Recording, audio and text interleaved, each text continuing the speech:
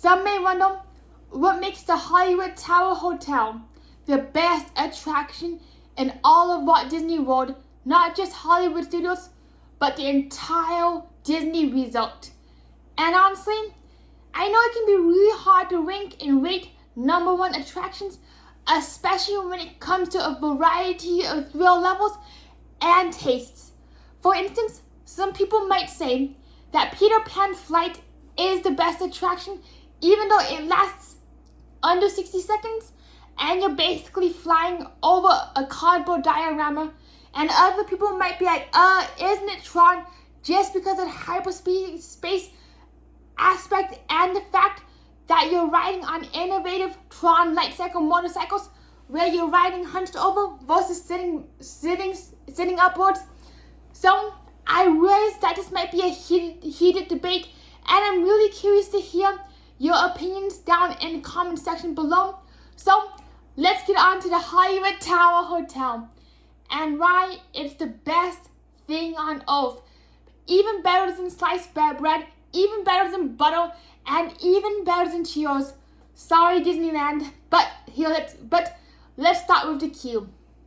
For anyone who is familiar with the attraction, the attraction does not start here at the ride itself, but rather it starts at Sunset Boulevard, where you're walking through an entire street of old school Hollywood buildings. I realize that images do more than 1,000 words, but unfortunately, my video editing app is not working, but we shall digress and we shall overcome. As you walk up Sunset Boulevard, there you have it, a looming tower. This tower is 199 feet tall, 0.11 inches. The reason it's not 200 feet tall is because the FAA regulations in Florida require any structures to have a blinky over 200 feet to have a blinky red light, and that little blinky red light would make it turn into Rudolph the Red-Nosed Tower, not the Hollywood Tower Hotel, and just that light alone would remove anything from the Disney immersion, which I give huge props to Bob Eisner for. I know Michael Eisner, correction, I raised the CEO might be very controversial alone, but yet what Michael Eisner did is he went above and beyond when it came to immersion and theming, which is, in my opinion and allegedly, partially why the tower is short of an inch. And as you're walking down Sunset Boulevard, there you have it, a gigantic lumen tower, which already begins immersing you into the theme of the ride, even before you step foot in the show building or the pre-show, which can be really hard for an attraction to do, like It's a Small World or even Peter Pan's flights, due to its limited space in the Magic Kingdom. That's just my personal opinion. Both are absolutely wonderful attractions. But it goes even further. As you approach the tower, I realize it's really hard to depict in this model, but there's no vertical edge. Rather, everything is at a slight angle and slight degree, kind of tilting and kiltering your perception, making the tower look slightly taller than it really is. And in comparison, if you have been to Disneyland Paris, there is and let's pretend this is Cinderella's castle for a minute. Instead of having symmetrical trees and trees that are round or the usual shape of a tree that the human mind is used to comparing height with, Disneyland Paris purposefully cut these trees into asymmetrical geometrical shapes such as cubes and spheres, spheres and cylinders. Please correct me if I'm wrong. I could be absolutely incorrect in the theory. The reason being is when you have a square tree, it makes it significantly harder for your brain to actually calculate the height of the true height of the castle, which is called forced perspective. But you may be wondering how tall is this tower in comparison to the sheet of paper, and because half this paper is cut off and a little sheet of paper is not what you usually see, your mind finds it challenging to actually compare the relative height of the castle to the paper. But let's say this is a regular tree, and as you see, it is a pin.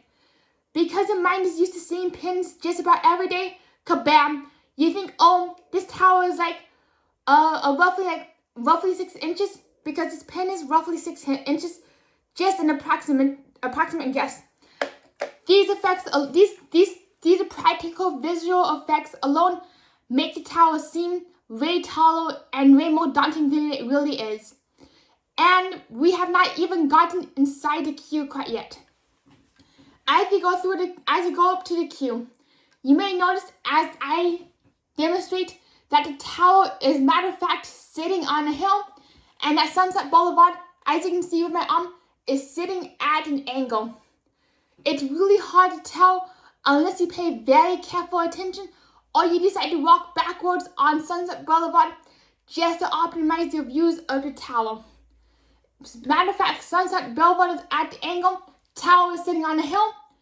That just adds additional height and psychological intimidation. But yet, here comes the really good part. You get to the queue, and all of a sudden the music changes from really happy, upbeat, atmospheric music to this really eerie 1920s timepiece, and something about the big bass and deep pitches of the music, like going from like la la la to ooh ooh, really make this really like dive on into the theming that you are approaching an abandoned hotel, and something is not right. Also, by the way, fun fact, the screams you are hearing from like the queue, matter of fact, they are artificial screams pumped into from the speakers. And I also raised that I'm probably going to spoil a lot of the magic from here on out. So if you really don't spoil those, I recommend watching my ride through of Tower of Terror instead, which I'll be linking in the description. Basically, you're just hearing a bunch of pre-recorded screams. If you sit at the queue for at least an hour to 2 hours or 8 hours like I do, just admiring the tower itself, you begin to realize that the screams are repeating themselves. In fact, you cannot hear screams from the inside of this building, mostly because of the noise coming from the motors, the internal cooling systems, and the distance from the drop shaft. As you're winding up the queue, you begin noticing signs such as a pool or stair steps leading to nowhere except in a tapestry. Basically, the overgrown forest and garden vibes automatically make the hotel seem really daunting, just because you're literally underneath a bunch of foliage which further obscure the view of the front of the hotel, making the hotel seem a lot more haunting and eerie than it really is. Honestly, if this tower had no theming and only 2 drop shafts, it would be like a 130-foot tall leapfrog ride that you find at your normal Midway Carnival. But Disney does not stop there when it comes to the foliage. You're basically right. What I find really amazing is if you pay close attention to the entry and exit points. This is where you exit for the gift shop on the first floor, ground level. However, you enter the attraction on the second floor, which really blows my mind, because for the longest time I had absolutely no clue how you'd go into the lobby above, but yet you'd exit in the gift shop below, which completely perplexed me during my very first visit and ride through October 13th, 2025. As you may notice during the riding queue, the snakiness of the queue psychologically disorients you, making the wait seem a lot longer than it really is. Plus, when the mists are going during a hot summer day, it actually feels like you're in the rainforest or you're surrounded by some really haunted and eerie, I forgot the exact word, but paranormal beings. But yet, as you get to the queue itself, you pay very close attention to where you're walking.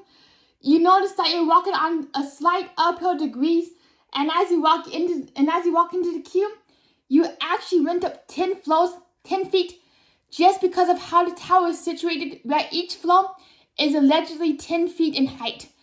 That is why you dropped 13 stories, which I find really wild. We will get that in a moment when it comes to the ride system. But then, you may think that is a lot to take in, and I understand that I'm throwing a lot of information, but you get into the lobby. That is when the very first inklings of the storyline begin revealing themselves. What I really love about this ride is that not every aspect of the story is thrown at you. It's like not very. It's unlike a lot of attractions where you're going and the pre-show is like, okay, here's the story, here's the rundown. You're gonna be doing this, you're gonna be doing that, you're gonna be doing that, and this is what the ride's about. Yet, what I find really amazing is how the entire attraction forces you to piece together what is going on until you get to the pre-show, further adding to the mystery, and this really psychological, eerie feeling to the ride, especially if you've never ridden before. So you enter this lobby. It's supposed to be this grand, majestical 1917s lobby with a vaulted ceiling, a bunch of antique furniture, a fireplace, and what I find really fascinating is that the lobby, along with some gothic horrors such as Young Frankenstein, really do share the same visual Art Deco horror language. An absolutely huge shout out and thank you to the Tumblr blog, A Land Beyond Shadow and Substance, for pointing out that very minute detail. As you go into the lobby, you basically see a bunch of abandoned furniture, and you may think nothing of it. But yet, the closer you look, the more details you begin to notice, especially Easter eggs from the Twilight Zone episode series. For instance, there is this piece of paper written in French that says something about a lost boy. Then there's an entire game that looks like it's bad. Then Imagineering actually played and then abandoned the game, so it looked like that the guests ran in a hurry. You begin to wonder what the heck happened to this lobby. There is also an Easter, if you look very, very carefully, there is this abandoned doll. I forgot which Twilight Zone episode it came from. That is actually about a haunted doll that comes to life. I may be getting all my Twilight Zone trivia completely wrong, so please correct me in the comments. When it comes to Twilight Zone and trivia, I'm like, pfft. But here's another really interesting thing, is that there are 4 lamps in the lobby. There are 4 antique lamps that came from the Chicago Fox Theater. Matter of fact, Disney owns 4 of them. The other 4 lamps are nowhere to be seen, except for 2 other lamps that are allegedly in the Japanese collection, or the Japanese Antique Museum. That is what I can recall. After you go through the lobby, you find yourself in an abandoned library.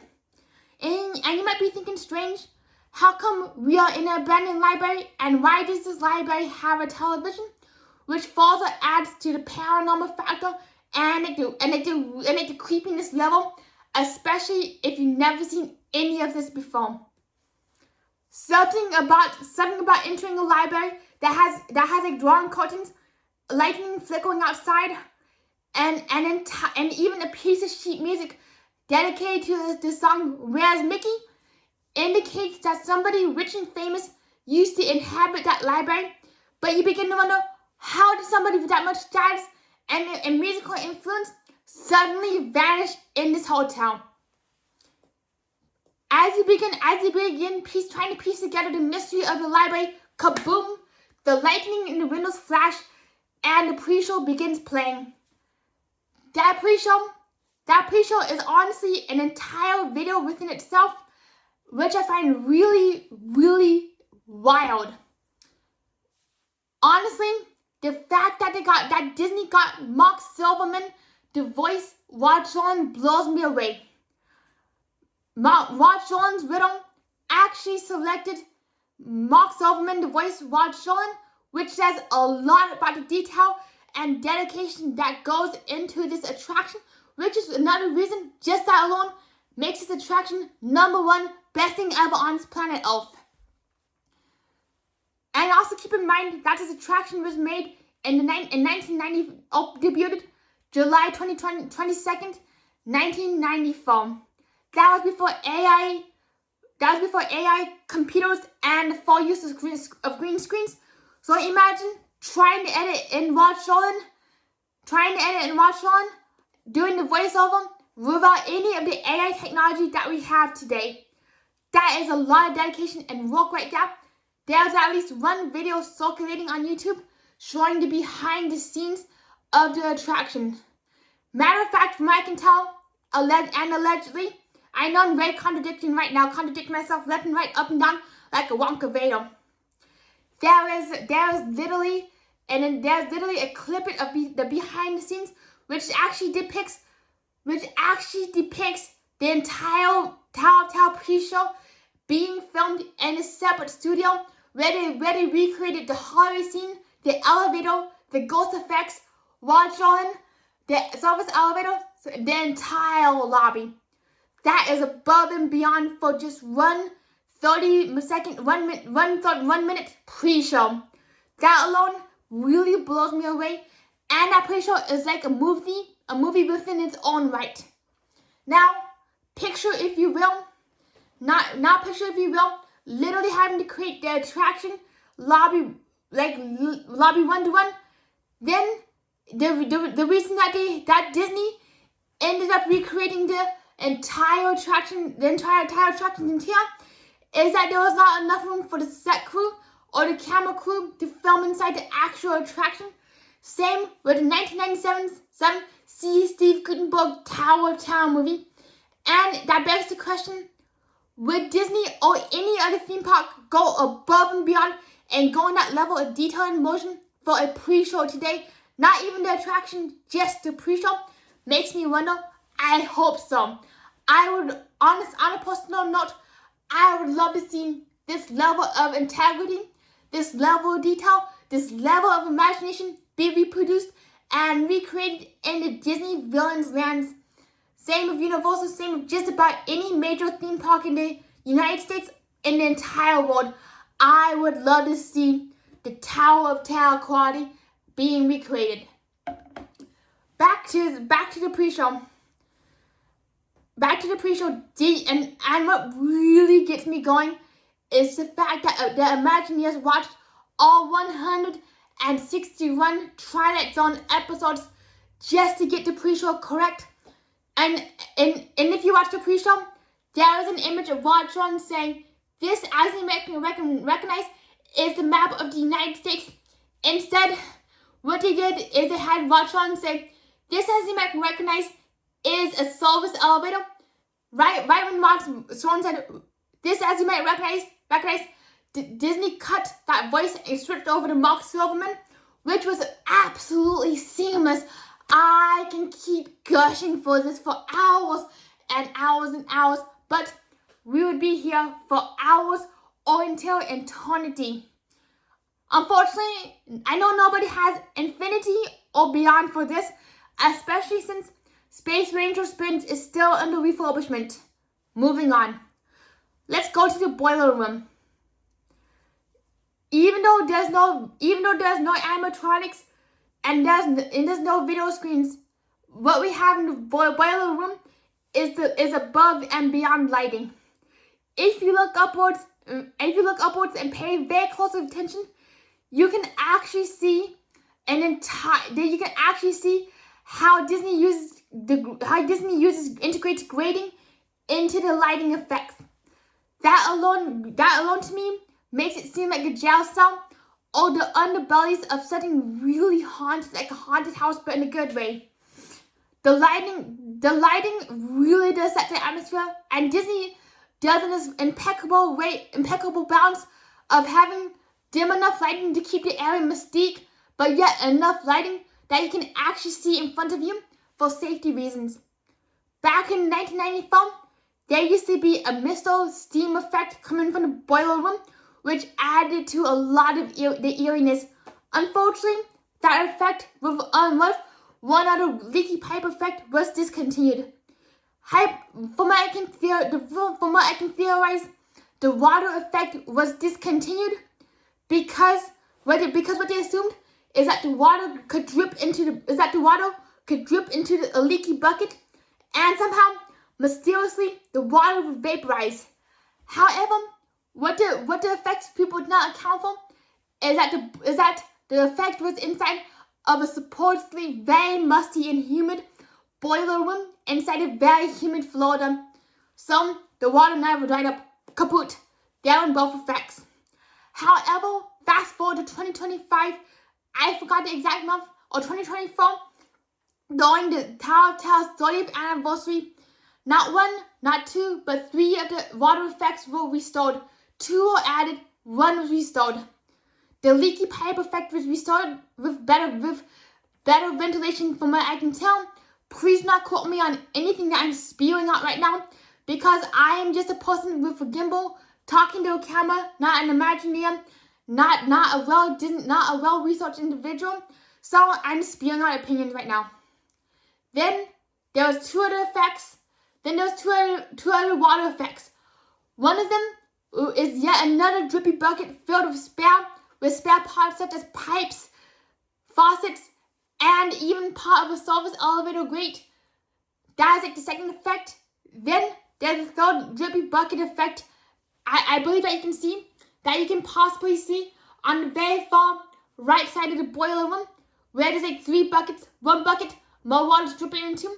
But if you look very carefully, there's 2 additional containers. Matter of fact, these containers were leftover props from the Great Movie Ride. From the Great Movie Ride's West Side Stories. And please note that I do have a praxis of speech, so I do apologize if I continue to repeat myself or say the same phrase up to 5 times. I thought about editing that out, but this is my true speech, and this is what I sound like as an apraxic individual. And this is 12 years of speech therapy. Going back to the boiler room, you enter the service elevator, and there stands the bellhop. Most times, the bellhops have a really cold, blank expression and say, "Welcome to the Hollywood Tower Hotel." The blank stares alone really continue to immerse you in the Twilight Zone theme and make you wonder what's going on in this hotel. Why does this hotel suddenly reopen, which is like an open end that they leave in the pre-show and the entire attraction? I honestly love that Disney leaves you that open end and that mystery of why did the hotel reopen. This way, as you explore the hotel, even throughout the attraction, you still have something to grapple with, and you can theorize, which makes the story better to continue, rather than have a really closed up beginning, middle, and conclusion, which I'm not a fan of when it comes to extremely immersive lands. Don't get me wrong, I absolutely love the Tokyo Tower of Terror, but yet the story does have an end when like the Washiki idol makes High Tower vanish into the towers. So it's like a very clear beginning, middle, and end, which I really enjoy because it's well done. That definitely deserves a second video.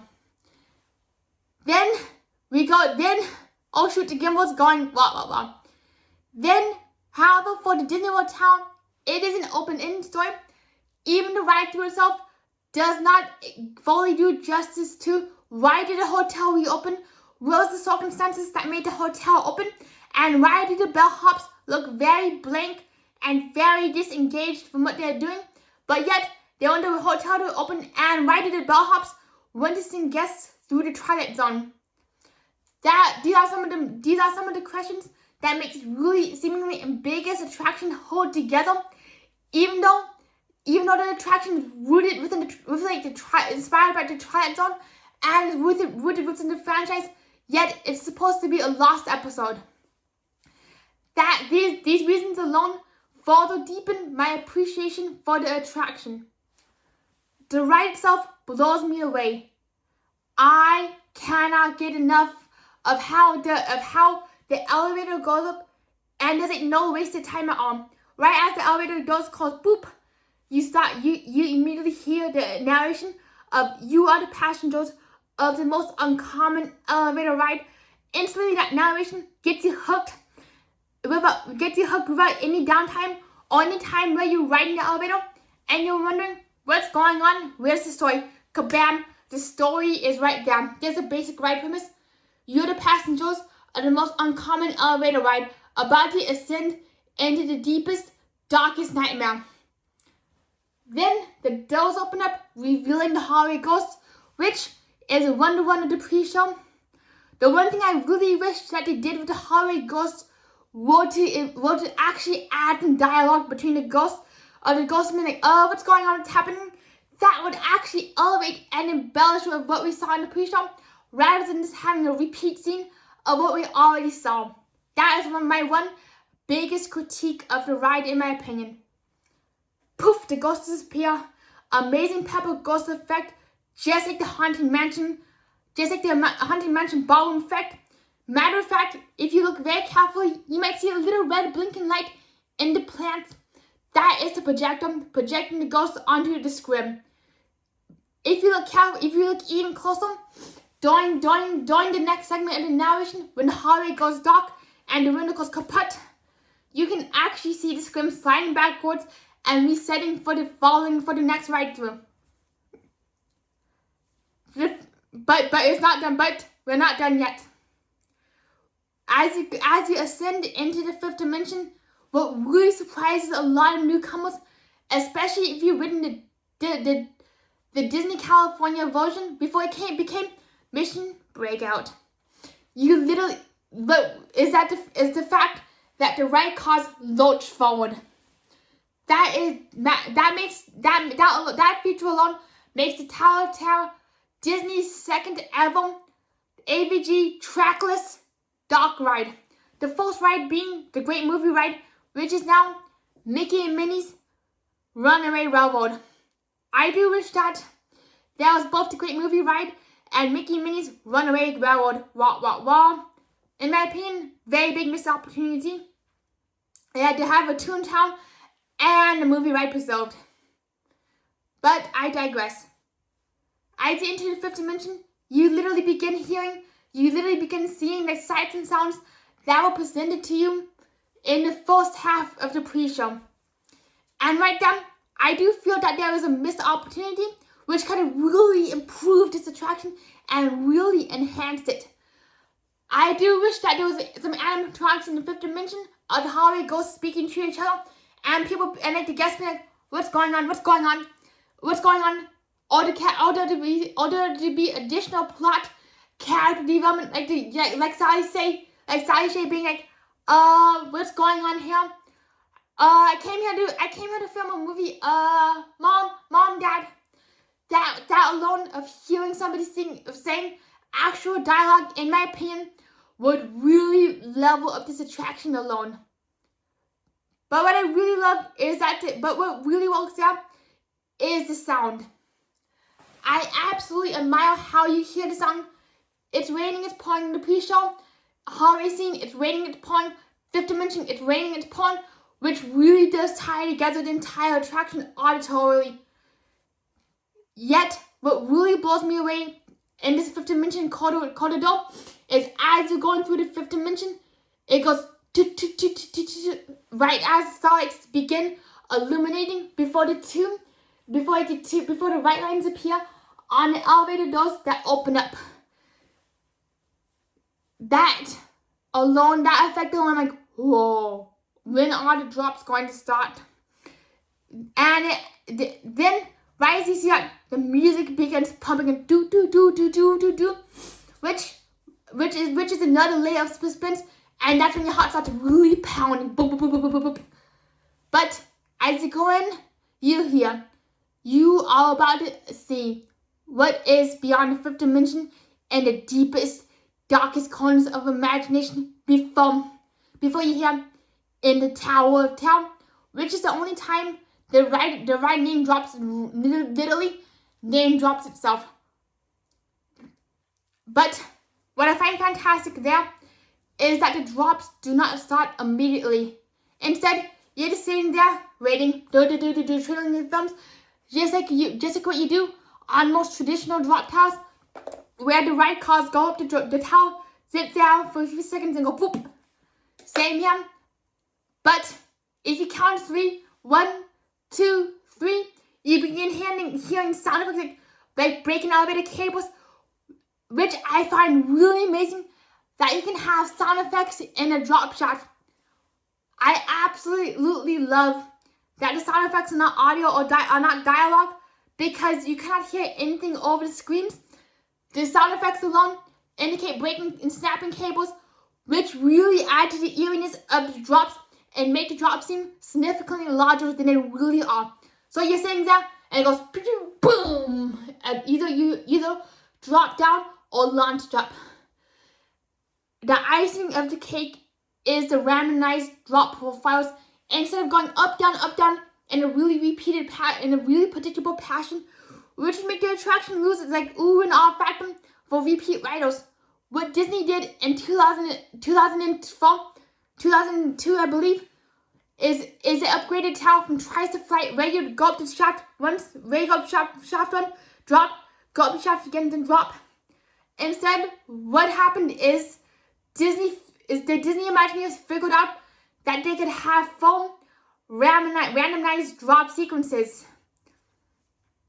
These drop sequences would be picked by the computer as you're boarding the ride car, so therefore nobody knows what ride cycle you would have, not even the cast members below. The ride cycle tells you nothing except for the operators, I believe, just for safety reasons, but nobody can see the internal tower operations except for some cast members and engineers, I believe. As you begin riding, you either get dropped down or launched up. You never know which really adds to the adrenaline rush. Honestly, I'm not the biggest fan of adrenaline rushes, except when I'm riding tower and it drops like the drops alone really add to the thoughtfulness and to the emotion of the Hollywood Tower Hotel, which I love calling it. So basically, this is my take on the Hollywood Tower Hotel. Please let me know if you would like a part 2, where I go into even more detail about the ride itself and the ingenuity behind the facade. Unfortunately, my time has came, my gimbal has gone kaput, and we'll see you in the next video, everybody. Woo! And be sure to check out my Tower of Terror ride through, which I'll link in the description below. And see you in the next video, everybody. Have a wonderful day. Woo!